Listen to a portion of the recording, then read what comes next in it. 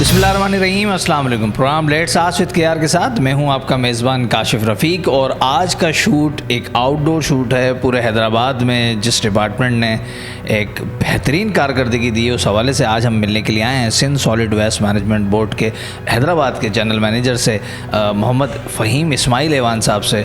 और Sindh solid waste या SSWMB क्या काम कर रही है शहर हैदराबाद में, किस तरह से काम कर रही है, क्या उनका स्ट्रेटजी प्लान है, और ये जो हमारे इवेंट्स आते हैं साल में 12 महीने में जो 4-5 बड़े इवेंट्स आते हैं उसमें इनकी एग्जीक्यूशन प्रोसेस क्या है, कौन कौन सी यूसीज़ में इनकी डिप्लॉयमेंट है, कितना कचरा कहाँ से उठ रहा है, डोर टू डोर काम हो रहा है, ये सारे सवालात मैं लेकर पहुँचा हूँ ऐवान साहब के पास। आइए इनसे मुलाकात करते हैं। अस्सलाम वालेकुम। जी वालेकुम अस्सलाम। ऐवान साहब ठीक हैं, आप खैरियत से? अल्हम्दुलिल्लाह खैरियत से, थैंक यू सो मच। सबसे पहले तो आपका बेहद शुक्रिया वक्त देने का जेम्स टीवी को।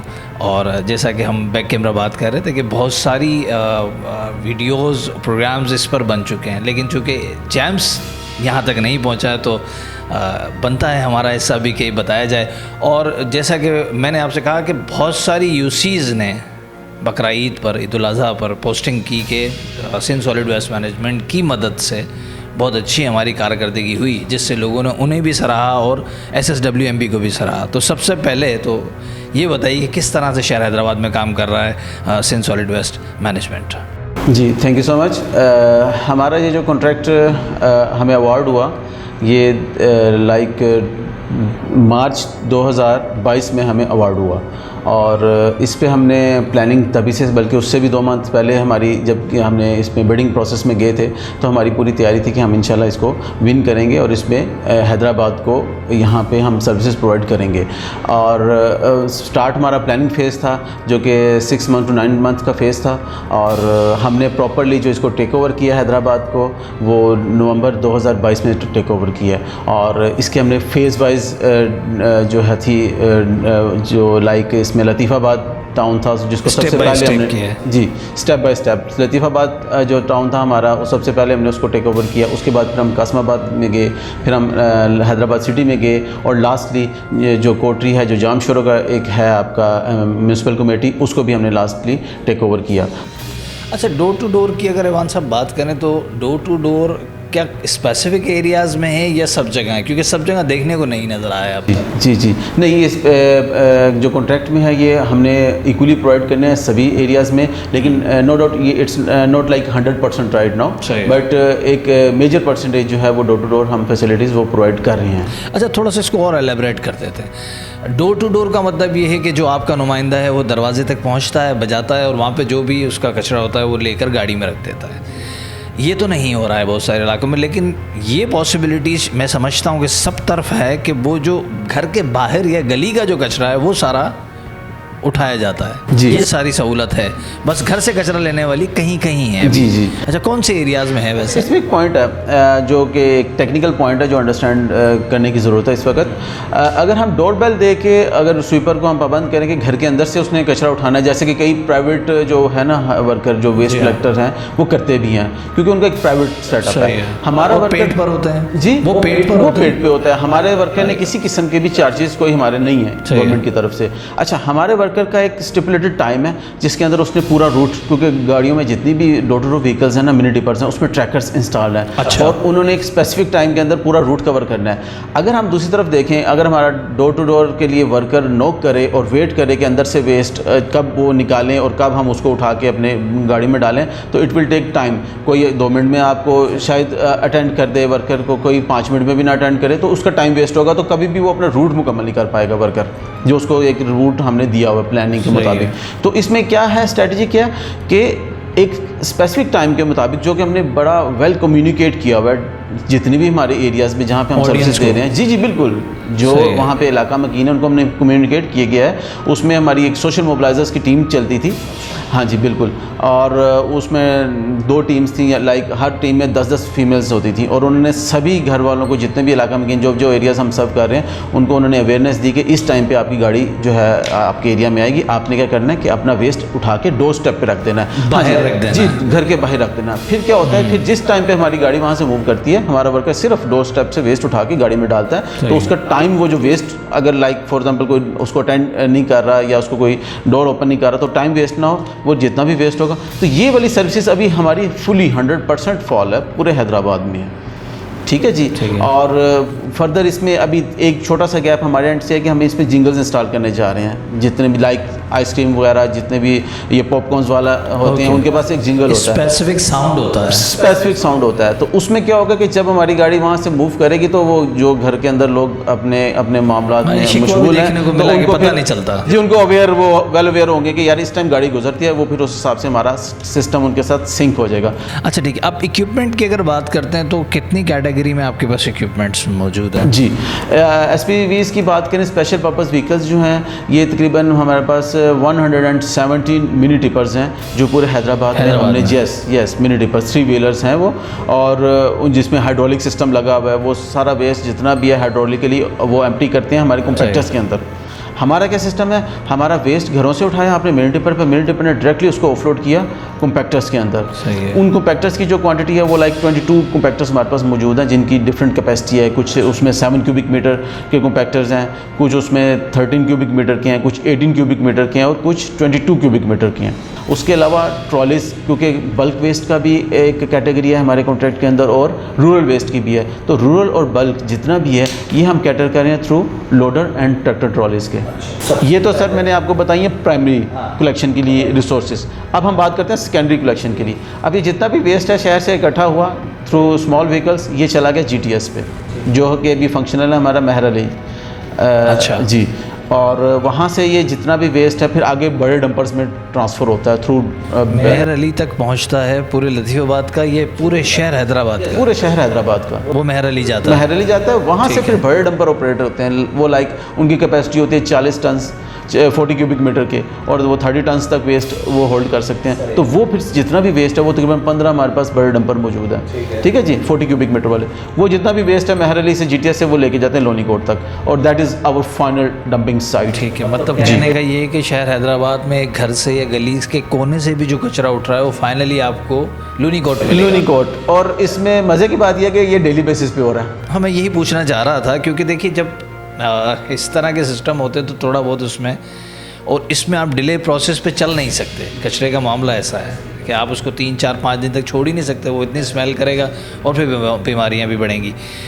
तो इस पर इसका मैकेनिज़्म क्या है और किस तरह से आप इसको देख रहे होते हैं कि डेली उठेगा?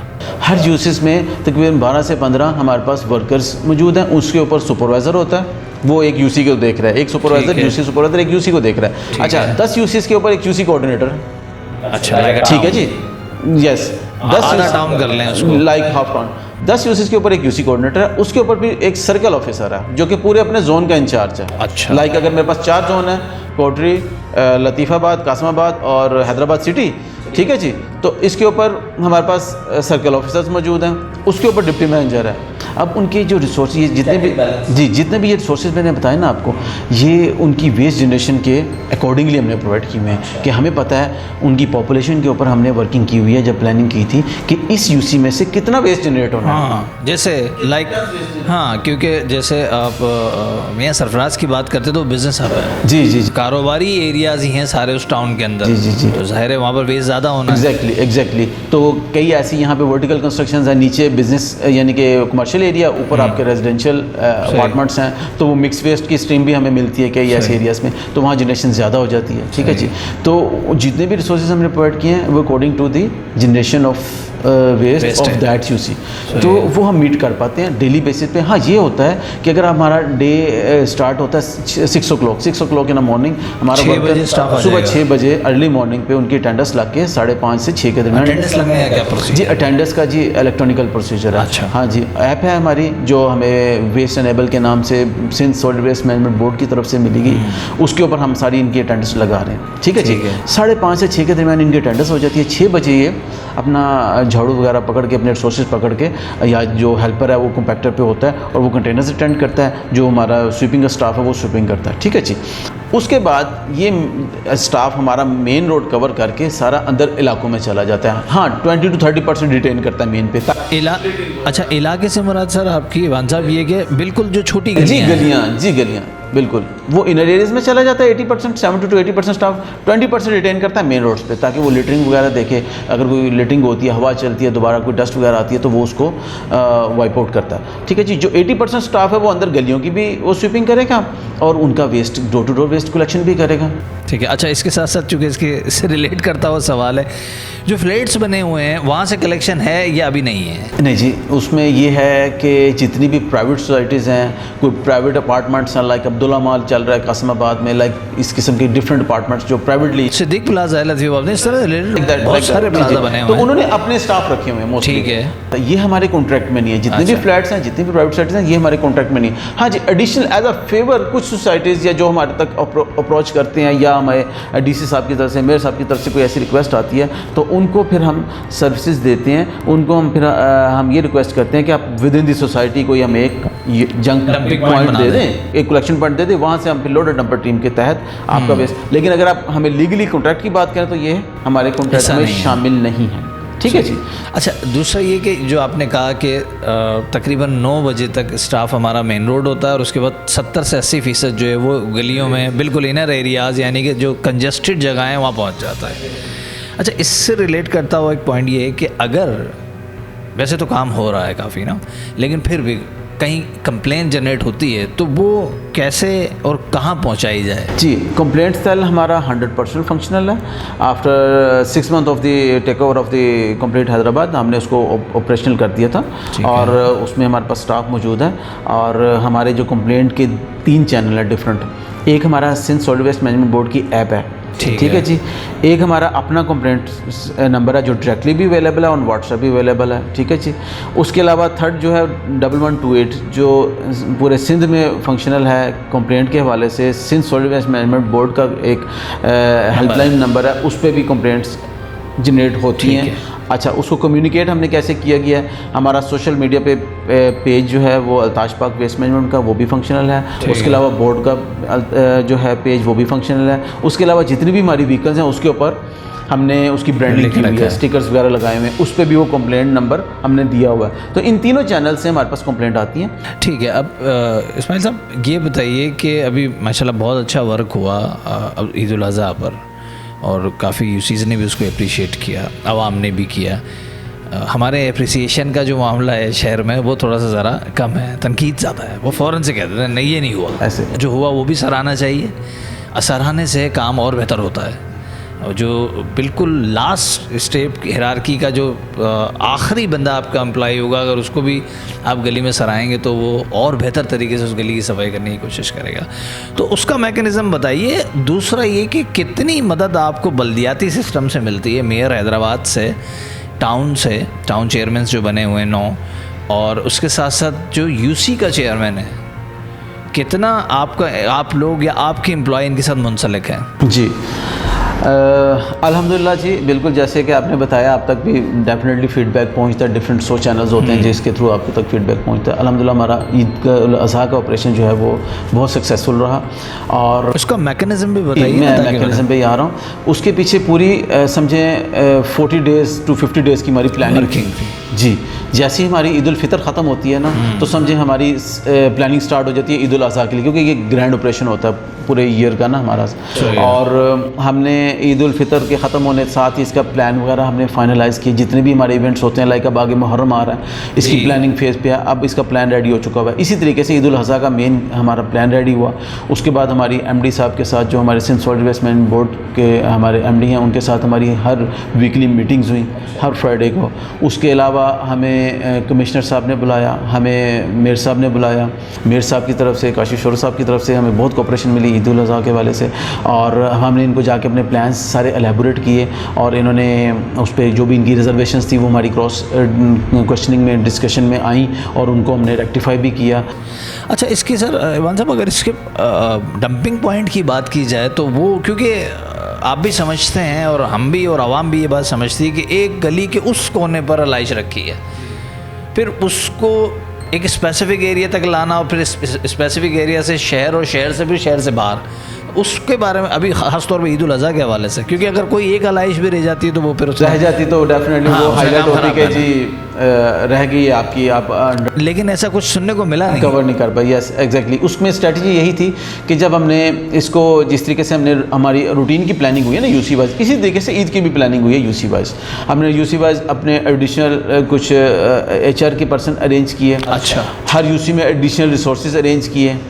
तकरीबन हर यूसी में एडिशनल एक ट्रैक्टर ट्रॉली थी जो स्पेसिफिकली फोकस ही सिर्फ अलाइशों को कर रही थी, ठीक है, जो उसके साथ 2 से 3 हेल्पर होते हैं और वो उनको मैनुअली उठा के उस पर ट्रॉली पे डालते हैं। अच्छा, जैसे कि मैंने अभी आपको बताया हमारा सिर्फ एक GTS चल रहा है मेहर अली जो कि रूटीन में है, तो ईद उल अज़हा पे हमारे टोटल 13 कलेक्शन पॉइंट ऑपरेशनल थे पूरे शहर में जी, और हर छोटे छोटे एरिया से उस जगह पर आता था, उन 13 में से किसी एक जगह, उन 13 में से जी, हर जो एक एरिया है उसमें लाइक 5 to 10 यूसीज आती हैं, उसमें हमने एक कलेक्शन पॉइंट दिया होगा। तो टोटल हमारे पास 130 के करीब यूसीज हैं, तो 13 कलेक्शन पॉइंट्स थे, हर 10 यूसी के ऊपर एक कलेक्शन पॉइंट था। तो जितने भी उन यूसी से बड़ी फ्रिक्वेंटली वो ट्रॉली जो मैनुअली लोड होती है वर्कर्स से, वो ट्रिप खाली करके कलेक्शन पॉइंट पर वापस अपना यूसी में चली जाती है। अगेन वो सर्च आउट करते हैं, कोई कंप्लेंट्स आई होती है वो उसके मुताबिक जाते हैं, या वो खुद ही फिजिकली, क्योंकि जो हमारा सुपरवाइजर होता है वो तो मूव कर रहा था यूसी में, तो उसको पता होता है कहाँ कहाँ लोड है, तो वो वहाँ पे ट्राली को डाइवर्ट करता है, वहाँ से फिर मैनुअली लिफ्ट करके जो अलाइश होती है वो हम लेके जाते हैं कलेक्शन पॉइंट पर। इस तरीके से, इस स्ट्रेटजी से हमने पूरे एरिया को हमने कवर किया हुआ था। और वहाँ से कलेक्शन पॉइंट से अगेन जो हमारे प्राइवेट डंपर्स जो हमने एडिशनल रिसोर्सेज हायर किए थे ईद उल अज़हा का लोड कवर करने के लिए, वहाँ से वो हर पॉइंट पर 2-2, 3-3, कुछ पॉइंटों पर 4-4 लोडर भी मौजूद थे। तो हमने वो जितना भी था वो मुलाकाती अप्रूवल हमें मिली थी मेयर साहब की तरफ से, हमने वहाँ पे लेके की।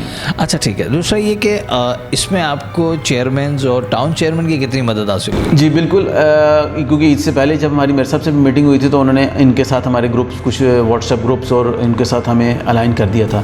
तो इनकी तरफ से हम, मेन चीज़ होती है कम्युनिकेशन। अगर आपकी कोऑर्डिनेशन और कम्युनिकेशन बेहतर है ना अपने पॉलिटिकल पर्सनस के साथ, अपने पब्लिक रिप्रेजेंटेटिव्स के साथ, तो आप काफ़ी वो समझे कंफर्टेबल जोन में आ जाते हैं और आप इजीली उसको टेकअप, आप वहाँ भी पहुँचते हैं जहाँ पहुँचना शायद मुश्किल होता है। जी, एग्जैक्टली। तो जो चीज़ें आपकी बाद में थ्रू कंप्लेंट आनी होती हैं वो आपकी नीचे लो यूसी लेवल पे ही, आप जब सुपरवाइज़र आप उसके साथ इंटैक्ट है आपका पब्लिक रिप्रेजेंटेटिव के साथ, तो जो भी उसकी रिजर्वेशन है या हमारा सिस्टम है, हमने उसको समझाना है या उसने हमें बताना है कि कहाँ पे गैप आ रहा है, तो वो हमारा रेक्टिफाई हो जाता है। तो वो हमारे साथ अलाइन थे। DC साहब का मीडिया सेल जो था उनका, वो भी एक्टिव था काफ़ी, वो मेरे साथ खुद डायरेक्ट राब्ते में थे। उनके मीडिया सेल के थ्रू भी कंप्लेंट्स आ रही थी, वो इमीडिएटली रिजॉल्व हो के वापस उन तक पहुँच रही थी। अच्छा एवान साहब, ये बताइए, अब शायद अभी मैं समझता हूँ कि 2-3 टाउन अभी बाकी हैं जिसमें ये SSWMB नहीं है जी। अगर डिस्ट्रिक्ट हैदराबाद की टोटल बात करें तो ये टोटल 160 यूसेस हैं, और जिनमें से 120 यूसेस हम टेक ओवर कर चुके हैं और वहाँ पे वर्किंग कर रहे हैं, और रेस्ट ऑफ जी 40 यूसेस वो रिलेट कर रही हैं जो टंडू फजल और टंडू जाम, ये जो 2 आपके जो है ना यहाँ पे अभी नहीं है, लेकिन इनकी भी बड़ी रैपिडली बातचीत चल रही है। हाँ, लेकिन नहीं का मतलब नहीं है जी, हमारे कोई गाड़ी नहीं है, कोई लेबर नहीं है, हमारी बिल्कुल कोई गाड़ी नहीं है, कोई लेबर नहीं है। क्यों? क्योंकि अब वो हमारे कॉन्ट्रैक्ट में उस वक्त था ही नहीं। ठीक है जी, लेकिन अब बोर्ड उस पर वर्किंग कर रहे हैं, और वहाँ पे हमने ईद पे जो था ना टंडू जाम, वहाँ पे हमने सर्विसेज दी थी उनकी वेस्ट कलेक्शन की, ईद उल अज़हा पे। अच्छा जी, अब वो क्यों फेवर किया था? वो भी जी हमारी मीटिंग थी जब DC साहब के साथ और कमिश्नर साहब के साथ, तो उनमें ये डिस्कस हुआ था कि जी आपने इनको फेवर देनी है। तो टंडू जाम में हमने इनको एज आ फेवर इनका कलेक्शन पॉइंट हमने वहाँ पे ऑपरेट किया। वहाँ पे अगेन वही प्राइमरी कलेक्शन उन्होंने खुद से की थी और सेकेंडरी हमने उनको सर्विसेज दी थी जी। बड़े पॉइंट्स दे दिए थे कि आप यहाँ तक ले आए, आगे हम ले जाएंगे फाइनल डंपिंग सेट जी। और जहाँ तक इसको अभी टेक ओवर करने की बात है तो वो अभी रैपिडली आजकल फ्रिक्वेंटली इस हवाले से बातचीत चल रही है। लेट्स सी, देखिए जैसे ही वो इंशाल्लाह हमें मिलता है तो हम उसको टेक ओवर करेंगे। चलें, आप बहुत शुक्रिया इस्माइल साहब आपका वक्त देने का। आखिरी कोई पैगाम आवाम के लिए जो शहर हैदराबाद की आवाम से आप चाहते हैं, या कुछ क्यूरीज ऐसी होंगी जो आपका स्टाफ आप तक ज़रूर लाता होगा कि ये फेवर तो आवाम से एटलीस्ट दिलवाएं, वो जो पैगाम आप देना चाहें? सर, ये जो कचरे का काम है ना, ये टोटल काम है आपकी पब्लिक की तरफ से जितना कोऑपरेशन होगा ये उतना निखर के सामने आएगा। ठीक है जी।